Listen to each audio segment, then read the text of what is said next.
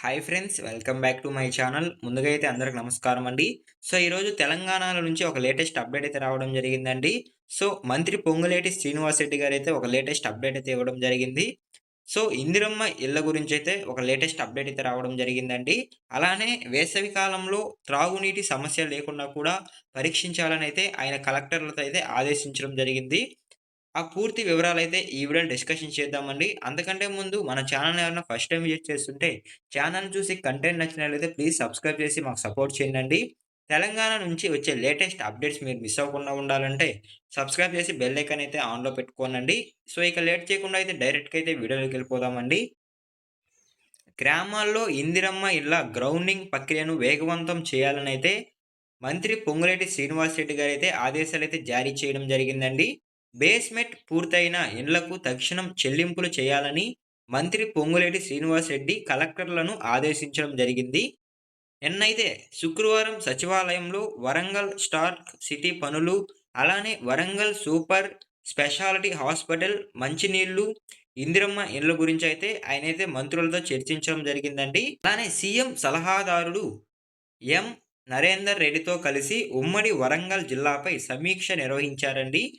ఈ సమావేశంలో ఉమ్మడి వరంగల్ జిల్లా ఎమ్మెల్యేలు, అలానే కలెక్టర్లు, అధికారులు పాల్గొనడం జరిగింది. ఈ సందర్భంగా మంత్రి పొంగులేటి మాట్లాడుతూ, బేస్మెంట్ లెవెల్ పూర్తయిన ఇండ్లకు రూ.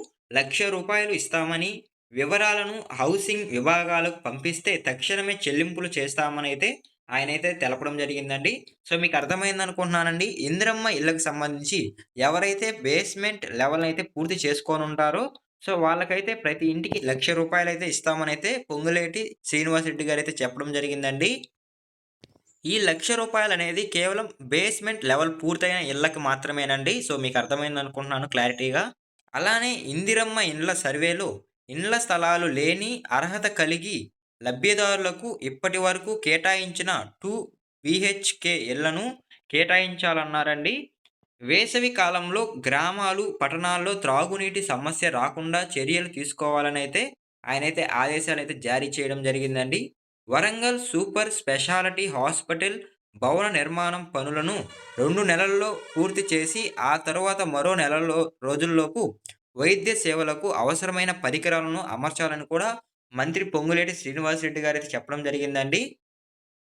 సో, మీకు అర్థమైందనుకుంటున్నానండి. సో, ఈ ఇందిరమ్మ ఇళ్లలు ఎక్కడైతే నిర్వహిస్తారో, అక్కడైతే వేసవి కాలంలోనూ గ్రామంలో కానీ, పట్టణాల్లో కానీ త్రాగునీటి సమస్య రాకుండా చూడాలనైతే ఆయనైతే ఆదేశాలైతే జారీ చేయడం జరిగిందండి.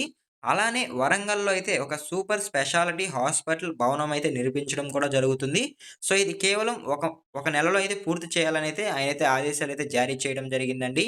జూన్ చివరి నాటికి ప్రజలకు అందుబాటులోకి తెచ్చేలా చర్యలు తీసుకోవాలనైతే ఆదేశించారండి.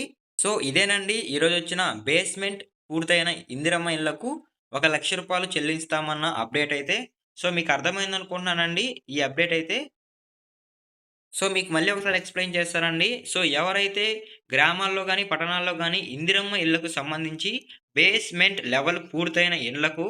1,00,000 అయితే ఇస్తామని మంత్రి పొంగులేటి శ్రీనివాసరెడ్డి గారైతే తెలపడం జరిగిందండి. సో, మీకు అర్థమైందనుకుంటున్నాను. ఈ వీడియో టాపిక్ అయితే ఇంతేనండి. సో, ఈ వీడియో మీకు చివరి వరకు చూసి నచ్చినట్లయితే ప్లీజ్ సబ్స్క్రైబ్ చేసి మాకు సపోర్ట్ చేయండి. మరిన్ని అప్డేట్స్ కొరకైతే మన ఛానెల్‌ని అయితే సబ్స్క్రైబ్ చేసుకోండి. సో, మరొక ఇంట్రెస్టింగ్ వీడియోతో మీ ముందుకొస్తాను. అంతవరకు జై హింద్.